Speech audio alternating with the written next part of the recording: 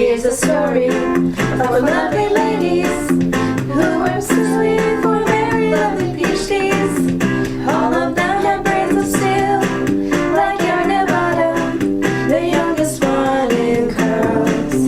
Here's a story of a man named Bronfenbrenner who was busy developing a model of his own. There were four systems all connected together, yet they stood all alone. Till one day when the ladies met his fellow, and they knew it was much more than a hush, that his group would somehow form a family. That's the way we all became the HCD Bunch. HCD Bunch, HCD Bunch. That's the way we all became the HCD Bunch. Yuri Bronfenbrenner is a renowned developmental psychologist. He was born in Moscow, Russia, and completed his doctorate at University of Michigan. He served as a psychologist in the Air Corps and then joined the faculty at Cornell University. His ecological systems theory proposes that human development occurs in a nested set of systems, including cultural, social, economic, political, and psychological elements.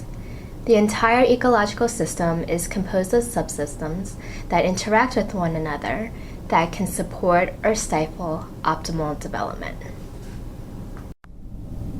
The first level of context in Bronfenbrenner's ecological model is the microsystem, and it's the most direct context in individual experiences. Some examples include the family, school, and peers. The microsystem affected my path to graduate school because my family, specifically my mother, played a huge impact on my life. Since I could remember, she always placed high emphasis on education. No matter what we were talking about, she always found ways to incorporate education and its benefits. My mom also read to me every night and put me in all types of school programs while growing up. She was also very involved while I was in school, attending field trips and volunteering in my classrooms. Because my mom was my most direct context, her educational beliefs rubbed off on me, leading me to pursue a PhD in HCD. The second level is the Mezzo System, which is made up of two or more interacting microsystems. These interactions can lead to reoccurring mesosystems, like when your family interacts with your soccer team every week during games, or they can be a one-time event. If the roles you play in each system are congruent, then the event can be positive. But if the Mezzo System is made of systems with demands that are in competition with one another, this can lead to great stress on the individual. Personally, I will always remember the stress that one Mezzo System created for me. Growing up in a poor neighborhood, I was surrounded by negative influences.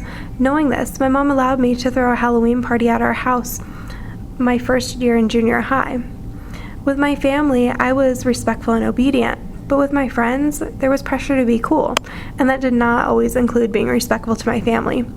During the Halloween party, I felt both pressure to be respectful and to not be so respectful to my mother, which created a great deal of stress for me and ultimately led to my mother insisting I abandon that microsystem of friends. The exosystem is formed by the linkages and processes between two or more settings, and at least one of those settings where the developing person does not have an active role. The events that occur indirectly influence the processes within the immediate setting of the developing person.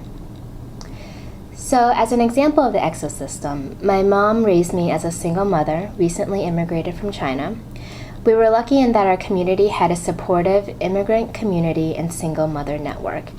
They helped my mom find jobs with flexible work schedules and introduced her to people and programs that were influential to my growth. So, for example, the single mothers that she was friends with told her how important it was in the U.S. education system that I participate in extracurricular activities.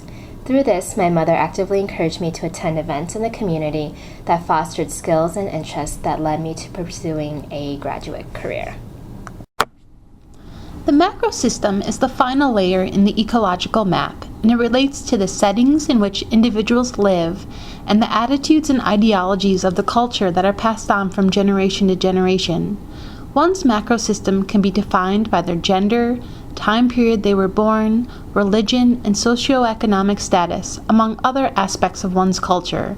When I think about my own life experiences growing up, because I loved learning and the pursuit of knowledge from a young age, I was highly encouraged to pursue my education to the fullest. This was especially important to my grandparents because I was the first person in our family to go to college. I am lucky that I grew up in the culture of the United States, a place that values the pursuit of education and provides financial assistance and loans to students wanting to pursue higher education.